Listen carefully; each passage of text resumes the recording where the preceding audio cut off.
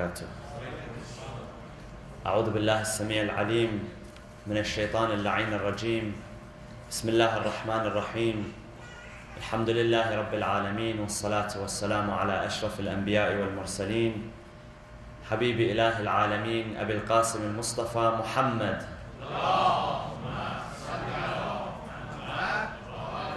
وعلى آل بيته الطيبين الطاهرين المعصومين المنتجبين. قال الله في كتابه الحكيم: بسم الله الرحمن الرحيم. يا أيها الذين آمنوا هل أدلكم على تجارة تنجيكم من عذاب أليم تؤمنون بالله ورسوله وتجاهدون في سبيل الله بأموالكم وأنفسكم ذلكم خير لكم إن كنتم تعلمون. صدق الله العلي العظيم. وصلوا على محمد وآل محمد.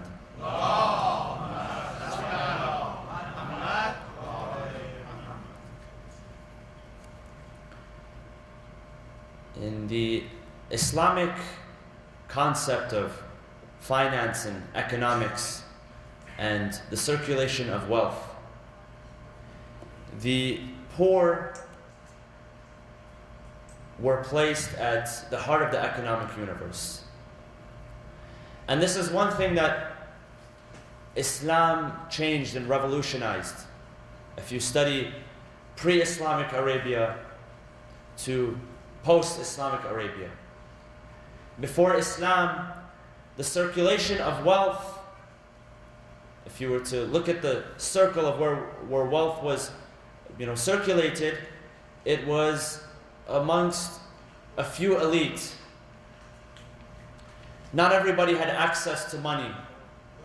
Not everybody had access to business opportunities.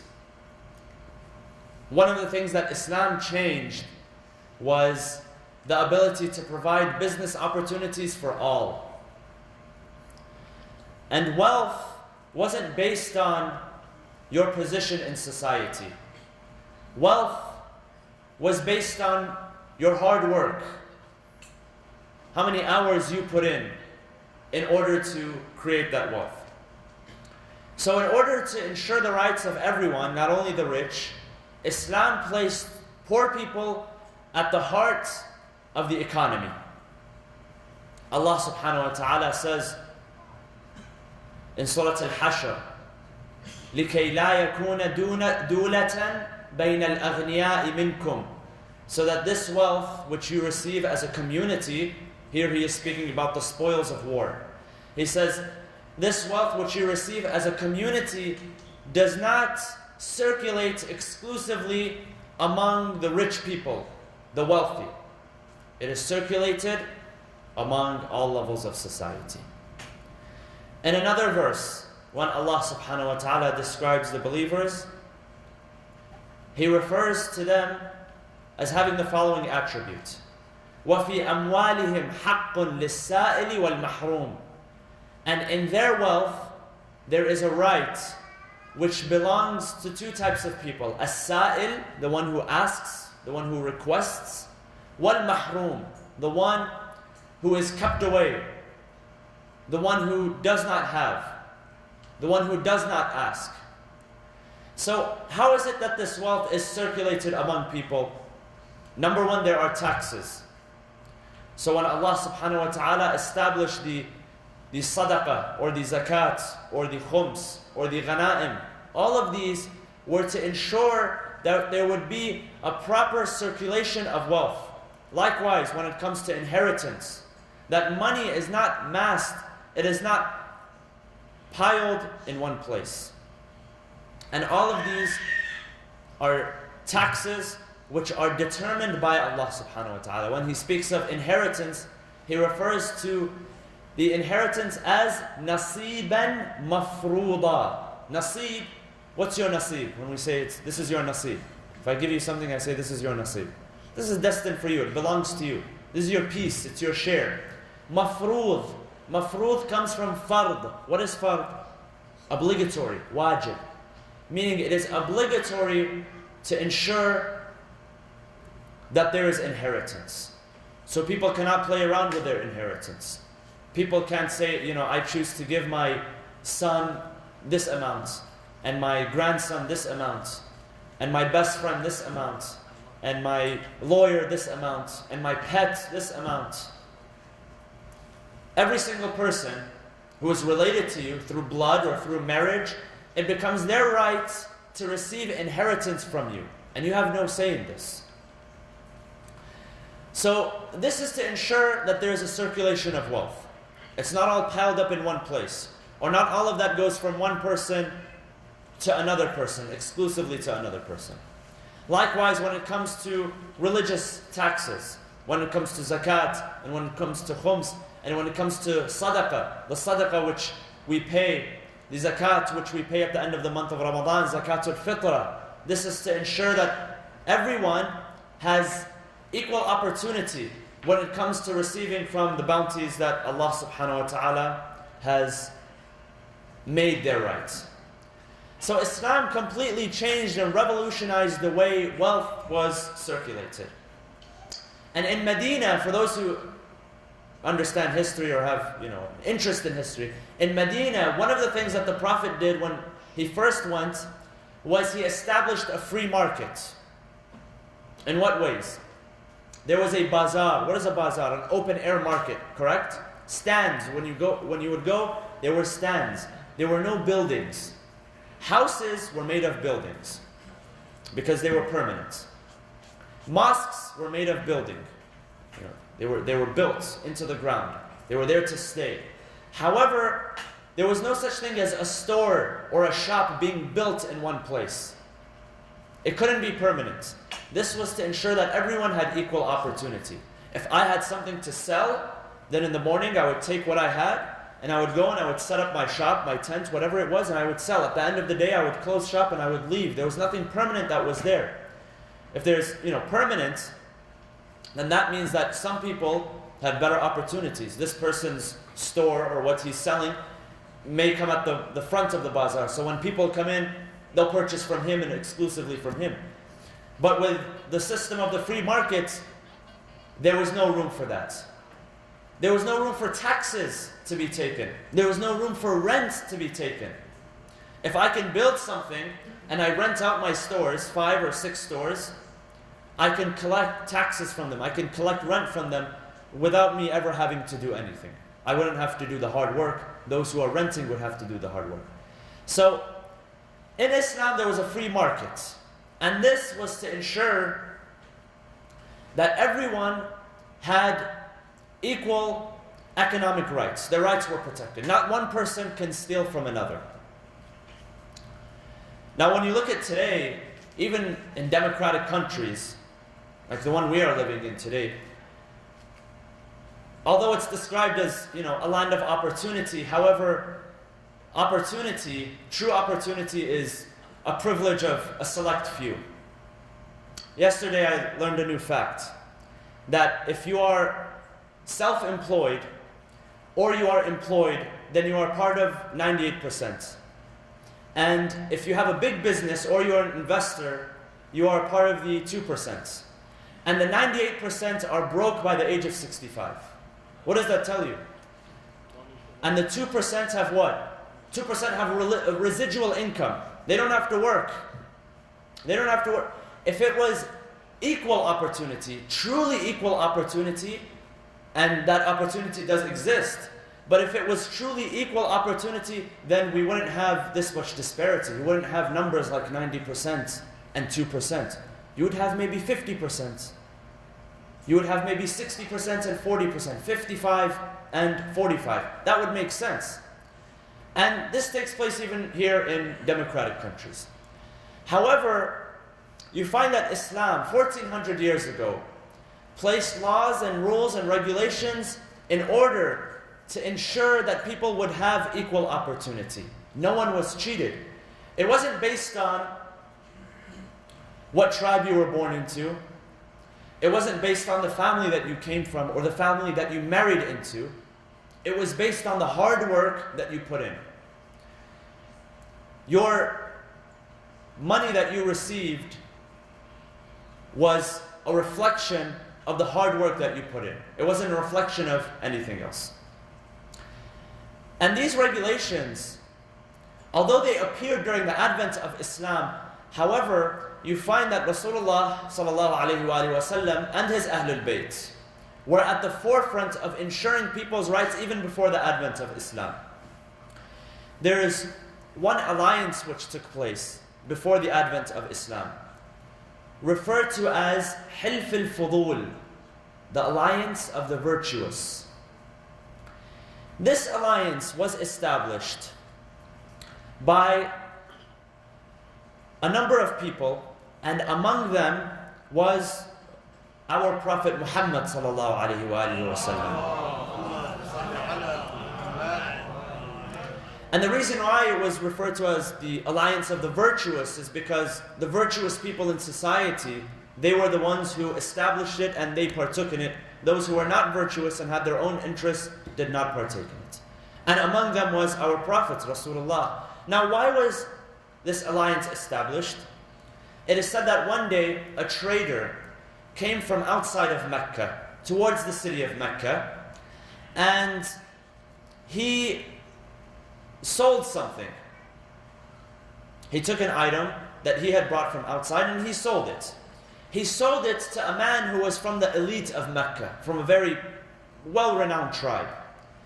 Now this man in Mecca, who was from this tribe, he felt a sense of entitlement. That because I'm from this certain tribe and this is my city, this is my turf, that I can cheat this man out of his money. So he took the product, but he didn't give him his money. And this was the straw that broke the camel's back, because before that, it was a series of offenses. People would always cheat others out of their money, out of their wealth, out of the product. They would take and they would not pay. They would take the money and they would not give the object. Or when they would provide their customer with the item, with the product, it wasn't what they wanted, it was something else. So if he gets a bag of rice, for instance, or a bag of grains, if he digs through, he finds in the middle, instead of there's grains, there's rocks or there's sand halfway through. They would cheat people out of their product, or they would cheat people out of their money. So this event was the straw that broke the camel's back. So this man, he stood in a high place and he called upon the tribes of Mecca. O tribes of Mecca, O virtuous people, Fulan has taken my product and he hasn't given me my money. So they asked themselves, what should we do? At that point, it was suggested that they establish an alliance, a group, just like today when we establish a union, to ensure that there is fair trade, that no one would ever be stolen, their money would never be stolen, they would never be cheated out of their wealth or out of their product. And among them was our own Prophet. Mind you, this is before he was ordained as a prophet. This is when he was a young man. And this is how the Prophet proved that he was a virtuous person. This is how he proved that he was trustworthy. This is how he gained people's faith. So that when he did declare the message of Islam, people who said that he's a liar or he's a cheater or he's a stealer, their claims were baseless, because he had already built their trust. He had already built the trust of the people before pronouncing the message of Islam. So they gathered, this group of people, and among the people who did not participate were whom? The ancestors of Banu Umayyah. They didn't participate. The rest of the tribes, they gathered in the home of a man named Abdullah bin Jad'an, and they established this alliance. And they said that all of us, we agree to the following terms, that we will come to the aid of those who are needy. We won't allow people to be cheated. We will not cheat people out of their wealth, and we won't be cheated out of their wealth, out of our own wealth. And each of us will provide support for one another in case there is fraud, in case there is damage, in case anyone tries to act smart. So they all agreed to this. And where did they make their alliance binding? They left the home and they went to the Kaaba. And they did it at the Kaaba so that it would be sacred, so that the laws would have to be followed. And from that day, people were not cheated. And every time a person was cheated, this alliance, which included our Prophet and his family, they would come to their aid. And they would make sure that their rights were ensured and their rights were protected. After the advent of Islam, the Prophet one day was reminded of this alliance. And he said that if people call upon me, Because the way it would happen is if someone was to be cheated, they would call upon this alliance. In the same way that, if you want a raise or if your employer isn't giving you enough vacation days or enough sick days, what do? You call the union, right? Let's get together, let's protest, let's stop, let's demand. That's what they used to do. They used to call upon this alliance, which was established, and they would establish a meeting.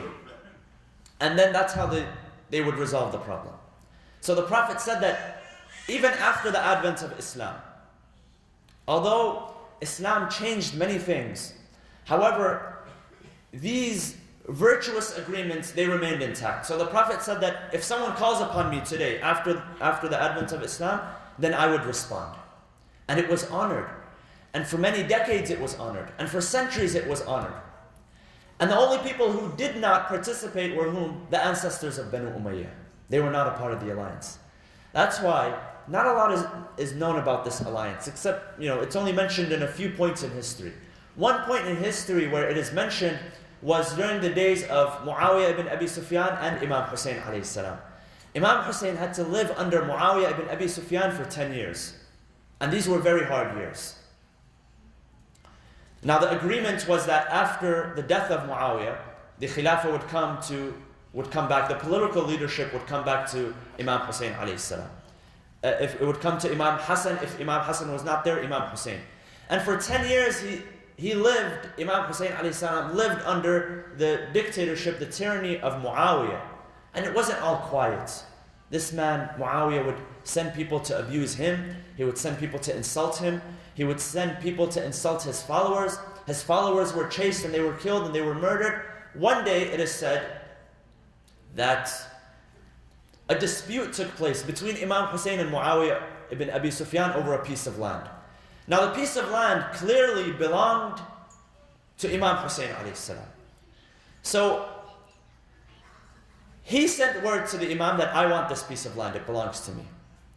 The Imam, he stood up for what was right. He stood up for what belonged to him. So he said to the messenger, he said, either that he admit that it belongs to me, and I give it to him as a gift. If he really has his eyes set on it, I'm not dying over a piece of land. Imam Hussein, he had more important things to worry about than a piece of land. But he wanted him to admit that it belonged to the Imam, that it was the right of the Imam, and that he wanted the right of the Imam. He said, either have him admit that it belongs to me, and I can give it to him as a present, I don't care. I'll offer it to him as a gift. Or I will unsheathe my sword and I will call upon Hilf al-Fudul, the alliance of the virtuous. When Muawiyah ibn Abi Sufyan heard about this alliance, he said, no, okay, it belongs to him, that's it. Why? Because he knew that he did not participate, and that if the tribes would get together and they honored this contract which was established from before the days of Islam, that there was no chance that he would receive this piece of land, so he gave up on it. So, and this is only one example of an alliance which was established in order to protect and ensure the rights of people equally. The poor people, again, were placed at the heart of the economic system. So taxes, zakat, khums, sadaqah, ghanima, most of that, or a lot of it, went towards the poor. Because when you look at economics, they say that if you look here in the United States, for instance, during the presidency of Bill Clinton, right, the good old days, the golden days, they say that during that time there was a very strong middle class. It wasn't about the higher class people, and it wasn't about the lower class necessarily, because how do you switch from the lower class to the higher class? What was most effective was creating an economy where the heart of the economy were the middle class, where you would make it easy and accessible for people from the lower class to join the middle class, and then at the same time you don't give too much power to the higher class. So the middle class, in the middle. And in Islam, the system works very similar. It's in a way that those who are on top do not take advantage of those who are at the bottom, and those at the bottom have their rights ensured, and it is, they have opportunity to climb up the economic ladder, so to speak. So this was Islam's opinion on the circulation of wealth and on ensuring that people had equal opportunity. Business was also encouraged in Islam. It is said that one day, a group of people, Rasulullah ﷺ heard that they had left their business. They had abandoned their business entirely. And they sat in the masjid and they closed the doors and they prayed. And that's all they did. They dedicated their entire time to worship and to servitude and to devotion. So when people told Rasulullah about this, he said, what is their excuse? Why don't they go out and work? Their reply was the following, that Allah subhanahu wa ta'ala says in the Quran, He says in the Quran, Bismillah ar-Rahman ar-Rahim, وَمَنْ يَتَّقِ اللَّهِ يَجْعَلْ لَهُ مَخْرَجًا وَيَرْزُقْهُ مِنْ حَيْثُ لَا يَحْتَسِبُ.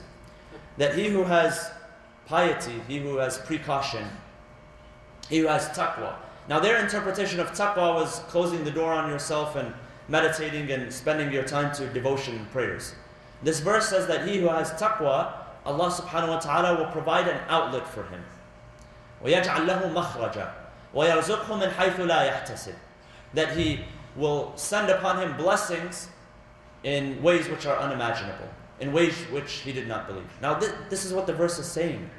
Some people, they insist, and I've seen this, they said this to me, well Sayyid, I need to sell alcohol. If my business doesn't sell alcohol, I'm not going to make money. If my business doesn't do this, I'm not going to make money. Allah is saying, have some taqwa, He will create an outlet for you. God has sustained you for years. He has sustained your business for years. Now that you decide to just stop selling alcohol, that's it, your business is going to come crashing down. For His sake, of course. Provided that you do it with sincerity. Provided that you do it with honesty. Not just, okay, I'm going to stop selling business because, it's too expensive on me. I have to pay a lot of taxes. For instance, you do it for the sake of Allah subhanahu wa ta'ala, He will create an outlet for you. Even if your business shuts down, that means that your business is not good for you. Allah subhanahu wa ta'ala is not happy with your business. This is what the verse means, is that those who just have a little bit of restraint, who have a little bit of piety, who exercise precaution when it comes to their business, when it comes to their transactions and their dealings, Allah subhanahu wa ta'ala will create for them an outlet and He will bless them in ways which are unimaginable. Sallu ala Muhammad wa ali Muhammad.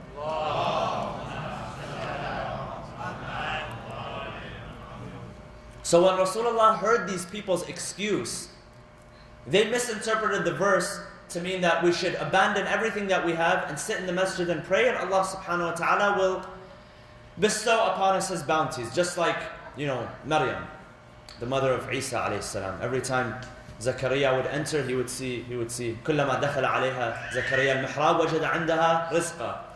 He would find, sustenance, and when he would ask her, she would say it's from Allah subhanahu wa ta'ala. They follow the sunnah of Maryam alayhi salam. But this is not proper. When Rasulullah heard about this, he said no. A person who does not go after his means of sustenance, does not go after business, does not provide actively for himself and from his family members, Allah subhanahu wa ta'ala will not answer his calls. You can say, oh Allah, I need, I want. This is what I want. Allah will tell you, go out and work. Take one step towards me and I'll take care of the rest. Do not sit alone by yourself and think that Allah will take care of everything. You're not in your mother's womb anymore. When you're in your mother's womb, Allah sends you the sustenance for 9 months. Once you're out of your mother's womb, you are required to go out. You are required to struggle. You are required to make a living for yourself and for your family members. So business was encouraged in Islam. And the Prophet did not accept people who did not work. He himself used to work. Imam Ali alayhi salam himself used to work. Imam Ali, as the Khalifa of the people, used to work. And it wasn't always for money. Sometimes it was for food. Sometimes it was for food. It is said that one day, Amir al-Mu'mineen alayhi salam, he took food. Listen to this. He took food from a Jewish man, some grains, and in return, himself and Fatima al-Zahra alayhi salam, they would mend some clothes for him. And that's how they were paid. They were paid with food, they were paid with grains, and this is Amir al-Mu'mineen. He broke his back for the food that he would put in his belly. Everything was from his own wealth. It wasn't from the wealth of the treasury. It wasn't from the wealth of... And if he was to take from the treasury, no one would be able to question him. If today we read that Imam Ali alayhi salam, as a Khalifa and as an Imam, took from the public Muslim treasury for himself, we would not be able to question him. He is an Imam, he is infallible, his decisions come from Allah. But at the same time, we find that he didn't do this. He went after his check, he went after his wealth. And everything came from his hard work. He never spent anything which did not belong to him. He never took anything which he did not deserve. And that's why during his Khilafah, it is narrated one day that two companions came to him. And they told him, Ya Ali, we have something private to discuss with you. We have a personal matter to discuss with you. They wanted a personal benefit for themselves. Something which the Imam thought that they did not deserve. And they truly did not deserve. So they came to him, they said, Ya Ali, we have something personal to talk to you about. A personal issue, a personal affair. So at that time, you may have heard this story. The Imam was at the treasury. And he was doing work for the treasury. So he had a pen in his hand and a paper, and he was writing down some facts. You know, he was doing the documentation and the inventory. So they came to him, they said, Ya Ali, we have a personal matter. He had a candle next to him, which was lit. And this is how he was able to see. So he took the candle and he put out the light. And he put it away in the drawer. He took out another candle and he lit it. And he said, okay, Bismillah. You have a personal affair? Bismillah. Speak to me about it. They turned to each other, confused. Why did you put away the first candle, had sufficient light. It's not that, was it made out of something else? Does it have a different fragrance? What is it that makes this candle different than the other candle? He said that you came to me seeking a personal matter. The candle that I was using belonged to the treasury. It belonged to Baytul Mal. So because I was doing work for Baytul Mal, I was using the candle of Baytul Mal. But when you come to me with a personal issue, when you come to me with a personal matter, I put this candle away and I take out a candle which I purchased from my own money. He doesn't want to use the candle. And what is the candle? What is he going to spend? Just wax? Wax is valueless. The value of wax is less than the dirt that is in the ground. But he didn't want to spend this for a personal matter. And they got the message. When they saw that he did this, they turned to each other, they said, you know what, never mind. We'll save it for another date. They wanted something personal from him. So he was able to deliver the message that I am the Khalifa. And I do have power over these subjects. I do have power over these Muslims. But I'm not going to abuse it. I'm going to make sure that each and every person has equal opportunity when it comes to finance and when it comes to wealth. This was Ahlul Bayt alayhim salam. So people's rights were ensured, business was encouraged, wealth was circulated, and even people's practices were refined. For instance, one practice which was common among people is that they would leave the city and they would find a caravan which was coming in order to deliver goods. And before it arrives to the city, they would leave with their group, they would find that caravan, and they would purchase all of his goods, everything that he had to offer. And then they would come back to the city, and they would raise the price. They would sell it at a higher price. This concept was known as talaq al-rukban. Now, although, they're doing work, they're leaving the city, they were going out, and sometimes it was dangerous to go out by yourself because there were people who were raiding. Although they put in the work, however, there's a little bit of dishonesty. There's a little bit of dishonesty which is involved with this act. So this became highly makruh, and it became banished during that time. People's practices were refined. Even the currency that people used to pay to each other, respect was given to currency. Here in the United States, the currency is beautiful. It's green, you don't find any tears. When you go to other countries, Have you seen how, you know, when you purchase something from the store, what kind of currency they give? You give them brand new currency which you brought from overseas, and they give you something which is ripped, and you know there's tape on it, and there's a note written on it, and you know on it says Sallu ala Muhammad wa ali Muhammad, and Sallu ala Muhammad wa ali Muhammad. And it's all in one pile, you know, none of it is proper. You have to put it in your pocket as a pile. This currency is, although it is paper, but it should be respected. It shouldn't be played around with. One day, Amir al-Mu'minin alayhi salam was walking by his companion, Maytham al-Tammar. Maytham al-Tammar was a great companion. And he gave his life for Amir al-Mu'minin. And Amir al-Mu'minin told him, Ya Maytham, one day you are going to give your life for me. One day, your life is going to end because of the love that you have for Ahlul Bayt. And Imam even took him to the tree where he was killed and crucified. And he said that this is where you are going to be crucified. Out of our love. And when Maytham knew about his place of crucifixion, when he learned of that tree, imagine any of us, if we saw our grave today, the grave that, we go to the graveyards, but we don't know which grave we are going to be buried in. Is it going to be here in Westminster, or is it going to be, in Victorville, or is it going to be in Tehran, or is it going to be in Karbala? Where is it going to be? You don't know. You don't know where you're going to be buried. Imagine if you can see your grave today, the exact same grave, not out of a group, the exact same grave that you are going to be buried in. Even when people purchase graves, and people do this, they don't know whether they're going to be buried here. I know a person who he purchased the grave and he wasn't buried there. They buried him somewhere else. So you don't know where you are going to be buried. Imagine. كَلَّا لَوْ تَعْلَمُونَ عِلْمَ الْيَقِينِ. Imagine if you had conviction. لَتَرَوُنَّ الْجَحِيمِ. You would see it with your own eyes. You would see hellfire, you would see heaven with your own eyes. That would change your attitude.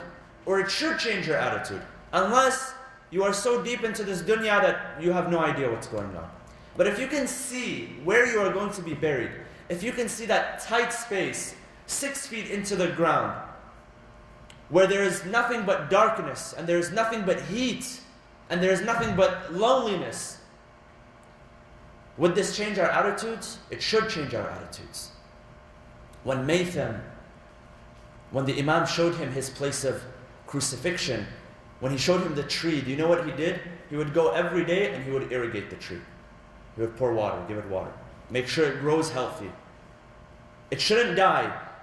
Because he knows that he's going to die in the way of Imam Ali. Let not anything get in the way of him dying in the way of Imam Ali alayhi salam. So he would go and he would irrigate it. And he was crucified on a tree. And even when he was crucified, when he was alive, when they hung him up to the tree, defending the right of Amir al-Mu'minin, even when he was crucified, it said that he would continue to mention the fada'il of Amir al-Mu'minin, the great attributes, the rights of Ahlul Bayt alayhi salam, until they killed him by severing his tongue. They severed his tongue so that he could not talk. And these are the companions of Amir al-Mu'minin. What was his trade? Was he a merchant? Was he an investor or a big business owner? No. He was self-employed. He was a part of the 98%. He used to sell dates. Hence the name At-Tammar. Tammar, person who sells dates. So Amir al-Mu'minin passes by him one day. And he tells him, Maytham says to the Imam, he tells him, Ya Amir al-Mu'minin, I have something to take care of real quick. Can you keep your eye on my store? So the Imam says, sure, why not? So he stood there, and a person came to purchase dates. So the Imam took the currency from him, and he gave him the dates.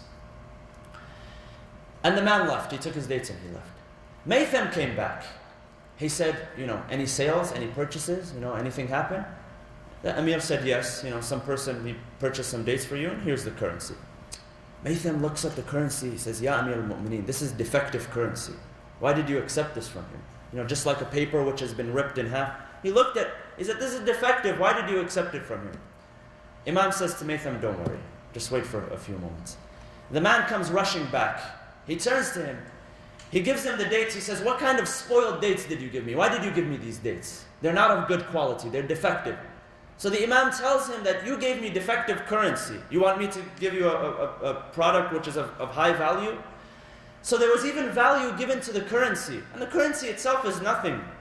The currency in itself is nothing.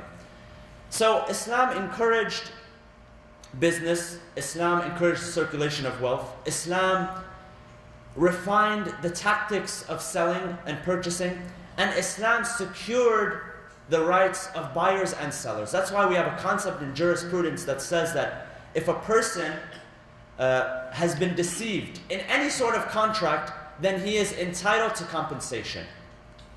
So if I purchase something, if I go to a store and I find a car, I go to the dealership, I find a car which is a certain model, and the dealer tells me, it has power windows, power door locks, this is how much mileage it gets, this and that.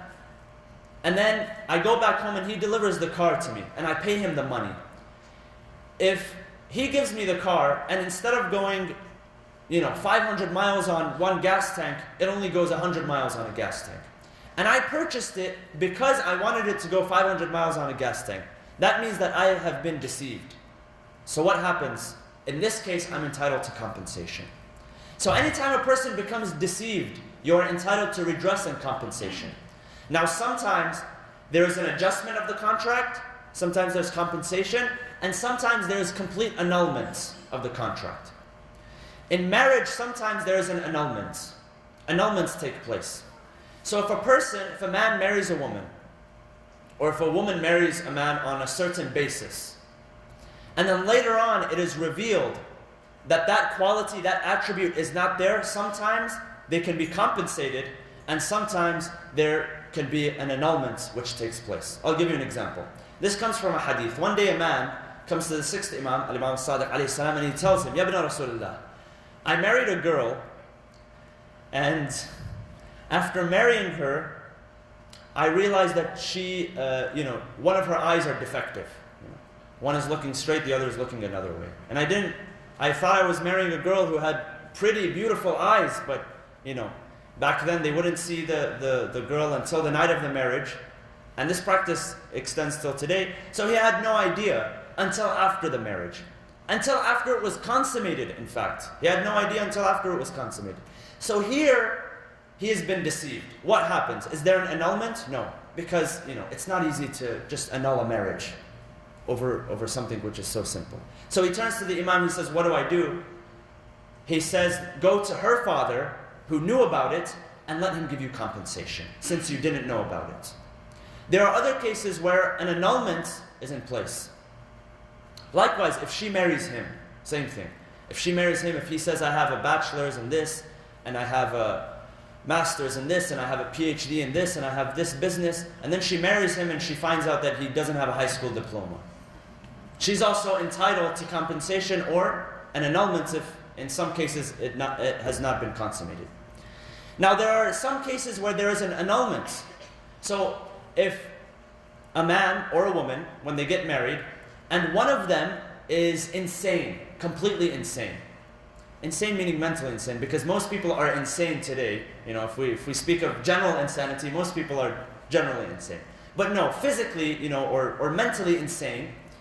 And the person does not know about that completely. He has no idea until after marriage.